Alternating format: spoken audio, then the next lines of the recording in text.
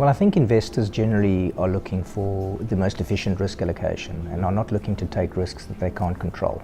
So certain risks are only best managed by government, things like change in law, change in policy, and potentially not honouring sovereign obligations.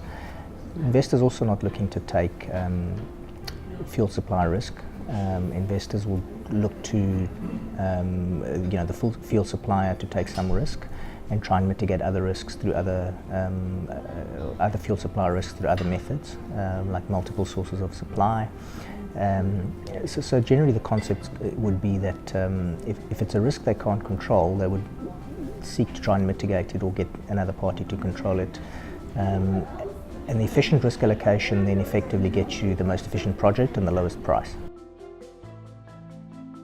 I think the risk of political uncertainty, the risk of inconsistent long-term policy are some of the risks investors are not keen to take.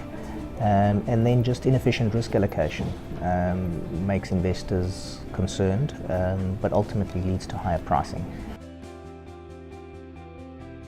So I think small-scale projects in Africa have a very important role to play, particularly as technology continues to improve on the renewable side, with the advent of storage. As that becomes more mainstream, more financeable, more efficient. I think that paired with solar PV or wind or other forms of intermittent renewable makes it a very compelling business case for electricity generation on a smaller scale and a more distributed scale, as opposed to large mega projects would then rely on an integrated transmission network, which doesn't always exist in Africa.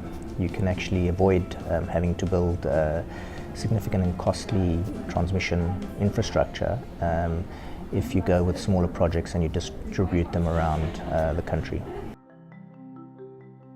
Well, I found the event pretty interesting. I mean, it's a nice, small, cozy environment, and there's lots of dialogue and lots of honest conversation amongst very different viewpoints. You know, investors, lenders, lawyers, various financiers, project developers.